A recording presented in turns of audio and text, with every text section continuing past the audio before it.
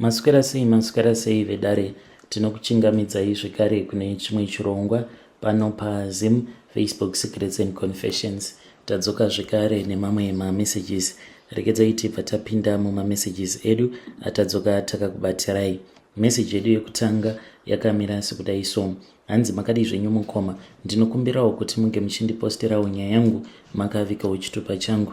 Inini confession yangu yakamira sekudai: ndakapiwawo nyoka neimwe n'anga, but dambudziko riripo nderekuti nyoka yachowo naiyo yava kundishungurudza. Ndiri murume uye zvekare ndine makore 25 years ekuberekwa. Vazhinji vanokwanisa kundibvunza kuti kusei wakazosarudza kuromba uchiri mudiki kudaro. Mukomana, it is because of my situations. Iniwo ndakaromba. This was last year ndakasanganawo nomwe musikana uyo akabva andinyepera. Makore ake ainge ari mukuru kwandiri ne3 years. Nekuda kwekuti ainge aine bhodhi diki, ndakangofungidzira kuti zvimwe kuda maybe mudiki kwandiri. Paakauya kunoku ndakatomuti uzouya nechitupa chako, because boss vangu ndagara ndataura navo ndikavaudza kuti mukadzi wangu ari munzira ari kuuya, akabva anditi iripo baby, ndinouya nemaparticulars angu. Mukomanashe munhu akazoti asvika paground akati kuchitupa chako chiripi, chingabuda here chitupa? Munhu ainge ava kusada kuburitsa chitupa chake because ainge ava kutya zvino kuti ndinokwanisa kuzofind out kuti ainge ari mukuru kwandiri. Ndakatsvakira munhu basa mukoma, ndokubva tatanga kushanda. Saka iye ndiye akabva azoti, you know what baby, zviri nani kuti tinge tichiti kana tikashanda tobva taisa mari yedu pamwe chete, because takaita about 2 months umwe noumwe achingoshandisa mari yake ari ega. Ndokubva ati no, mari iyi ndini ndinofanira kuti ndinge ndichiichengeta semukadzi. So ndaiti kana paya uri musi wepayday ndaiuya nemari yangu, ino ndiri munhu anosvuta fodya. Saka ndaingomupa mari ndobva ndati ndabvisawo 200 yekuti ndinge ndichizotengawo fodya dzangu. Ndobva ati iripo. Saka iye ndiye ainge achimaneja mafinances, kutenga magroceries nekuita sei. Apa tainge tisingabhadhari rent zvekare. Saka mwedzi woga woga ndaingofungidzira kuti munhu ari kuisa mari pasaiti. Izvo kwaane mukomanashe, munhu aitotumidzira mari iyoyo kuna amai vake each and every month. By the time that I realized kuti mari painge pastorina, it was already too late. Munhu ndokubva atiza. Ndakarwadziwa mukomanashe zvekuti ndakatombofunga kuti kuzvisungirira kunenge kuri nani, but ndikazodzorwa zvangu nemurungu. Murungu akazondipa 10,000 mukomanashe yekutondinzwira tsetse. Apa ndiri kuti kubva zvandakazotanga kugara naye ndichizonotanga kunomupa mari yandingaverenga kuti ainge ainayo mukoma yangu chete yainge ichitosvika kuma 20 something thousand. Then neyakewo, because taingobvisa mari yechikafu pano nepapo nekuzotumidzirawo amai vake. Vangu amai ndakaita gore rose vasingazivi kana kudya senti rangu, because tainge tichiti tiunganidza mari tozoenda kumusha tonovaka. Same time akatobvuma kuti tinoenda tobva tanovaka kwenyu. Apa ainge achida kungondibhilivhisa chete. Akatiza nemari yangu mukomanashe. Christmas iyoyo dai kwanga kuri kunzi murungu haana kundibatsira, ndingadai ndisina kana kuzotomboenda kumusha. Ndakati ndasvika kumusha ndokubva ndapa amai vangu 5,000 ndikasara nekamwe kamari kandainge ndiinako. Ndikati mama, mari iyi chiichengetai. Then ndakazoti one day ndakagara zvangu ndikati asi munhu uyauya anorevesa here kuti akatondidyira mari yangu just like that. Ndikabva ndazoti zviri nani kuti munhu uyu ndinge ndichimbomufambira ndione kuti ndinokwanisa here kuita go back to sender, ange achizondipa mari yangu. Mukomanashe ndakabva ndachizoenda kune imwe n'anga iyi yakabva yati iyo yaikwanisa kundibatsira, asi trick yainge iripo ndaifanira kuti ndinge ndichizouya naamai vangu. Mukomanashe ndakaenda ndikanotaura naamai. Ndainge ndisingatozivi kutoti yainge yatova first stage yekurombesewa. Mukomanashe ndakataura naamai vangu ndikabva ndati amai, ndanzi ndinofanira kuti ndinge ndichizouya nemi. Amai vakabva vati iripo. Takaenda tose kun'anga kuya. Takati tasvika kuya then n'anga iyaya yakabva yati kuna amai vangu chimbobudai panze 2 minutes. Saka ivo vakabva vabuda panze.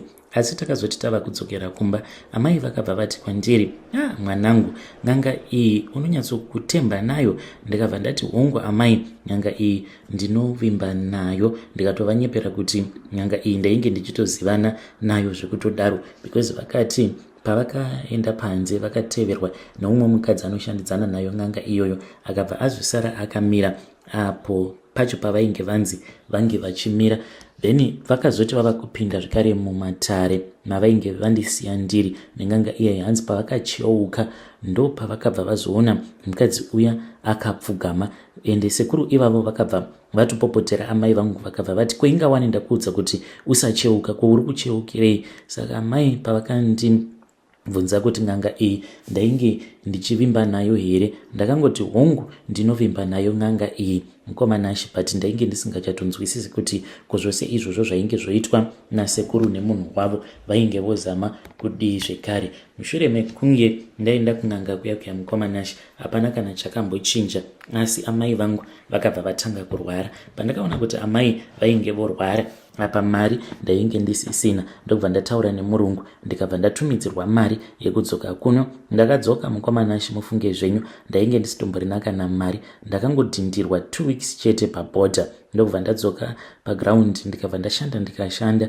So after 2 weeks ndikabva ndaudza murungu kuti ndainge ndichida kudzokera kumadays, apa ndainge ndiine kamari, ndainge ndava kutodaidzwa nezvinhu zvasekuru vaya, ndiine mari yekutenga madays mukoma. Ndakasvika ndikatoburitsa 300 yangu kuti ndike ndichitenga 3 months, asi munhu uya akatora mari yangu ndokubva andidhindira zvekare dzimwe 2 weeks. Ndikatoona kuti pano hapana pandikambodzokera kubasa. Ndakafonera murungu ndikamuudza kuti ndainge ndapiwa 2 weeks ndofanira kuti ndike ndichimbodzokera kuZimside ndinogara mazuva mashoma. Akabva ati it is okay. Mukoma ndakabva ndashandisa kamwe kamari kandainge ndiinako ndokubva ndakwira ndichidzokera kumba. Ndakati ndichinosvika paground mukoma ndikaona kuti zvechokwadi amai vangu vainge vava kusanzwa zvakanaka. Ndakatorana naamai vangu ndichiti ndainge ndichida kuenda navo kumba kwasekuru, hanzvadzi yavo inogara muHarare. Sekuru vaya vakabva vandifonera same time, then vakabva vati ko iwe uri kuda kuenda kupiko nemurwere? Ndikabva ndati sekuru, amai vari kurwara, ndafunga kuti ndinge ndichienda navo kuchipatara. Vakabva vanditi chindiisira mari ndinge ndichikwanisa kusvikako inini, so that ndivape mishonga ndione kuti vari sei usati waenda navo kuchipatara. Ndakabva ndatokumbira muchemberi vainge vaine mari yavainge vainayo mufoni, ndikabva tatumidzira n'anga iyaiya. Vakauya mukoma vakabva vachizotemererwa nyora mumakumbo umo. Amai vangu havana kana kuzotomborikavha, vakazofa tiri munzira tichienda kwasekuru kuHarare. Mushure mekunge amai vashaika, murume uya wacho ainge atipa lift hana hake kuda kuita mwoyo wakashata wekutisiya pasaidi peroad, akabva adhiraivha chinhambwe ndobva azoenda nesu kukliniki mukoma, akabva azonotisiya ikoko. Then mapurisa akauya, amai vakanzi vainge vachifanira kuti vange vachizoitwa postmortem, but zvinhu zvacho mukomanashi ainge angori mahwani. Mushure mekunge tazoradzika amai, n'anga iya yakandiisira SMS tichingobva kumakuva, ikabva yanditi svika kuno hausi kufanira kuti unge uchirara pamba pacho ipapo. Mukomanashi ndakabva ndaita plani dzangu ndokubva ndatiza ndikaenda kumba kwen'anga iya, zvekuzoti vanhu vainge vachazoti kudii ndainge ndisisina kana basa nazvo.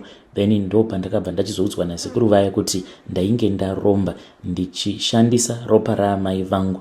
Ndakamboda kurwa navo sekuru vaya, but ndainge ndava kutya nezvimwe zvainge zvoitika mudare imomo. Maingopfuta moto wandainge ndisinganyatsokunzwisisa kuti moto uyu wainge wabatidzwa nani.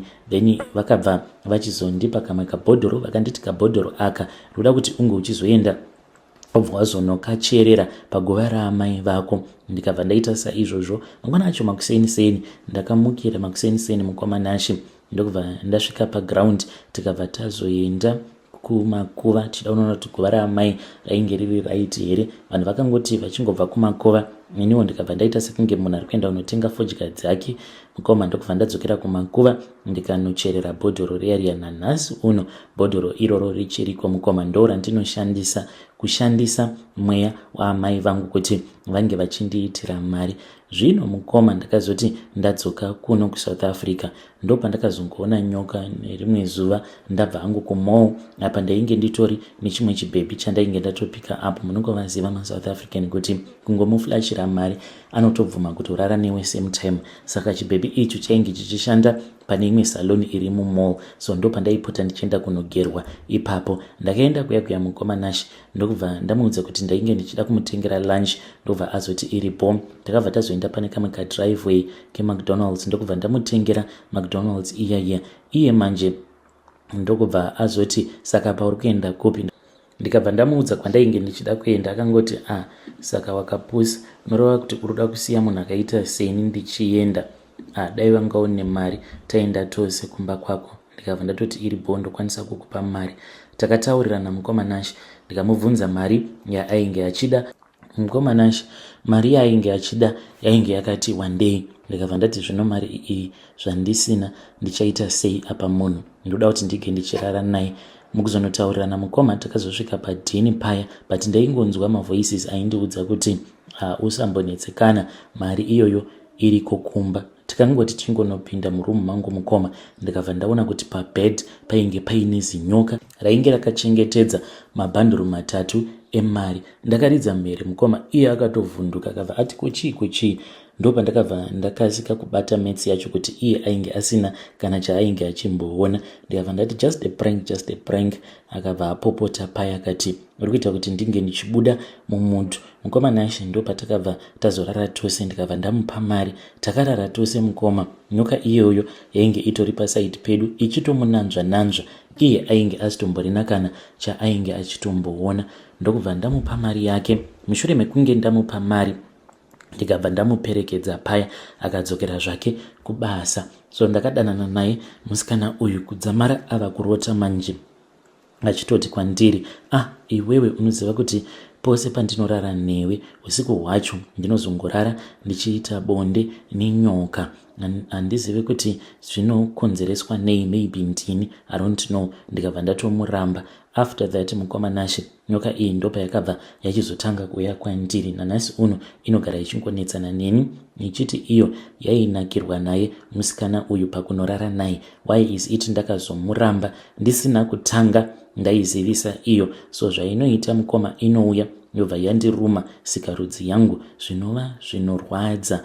Ende sikarudzi yangu pasikarudzi pangu pava kugara paine chironda chiripo apa. Inoda kuti ndirambe ndichingorara nevamwe vakadzi in which zvinenge zvichirwadza. Mukoma Nash ndinozoshinga hangu kuita bonde nemukadzi but ndinenge ndichinzwa kurwadziwa kusvika mubhonzo chaimo. Asi ndingagodii ndo mhiko dzacho idzodzo. Apa ukuwo amai vanogara vachiuya kwandiri vachinetsana neni vachiti wakandiurayireiko naye mwana wangu, chandakakutadzira chii?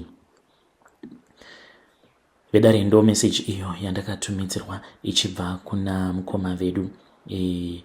Pakaipa ngatizamei kuti tinge tichitaura navo mukoma vedu ava mucomment section. Zvakangoma hazvo vedu we, ngatizamei kuti tinge tichitaura navo mucomment section. Hanzi please do not judge me because ndaingoda kungoitawo go back to sender ndisingatozivi kutoti n'anga iyi yaitovawo permission ichitsvakawo kudeura ropa because iyo inorapa ichishandisa zvikwambo.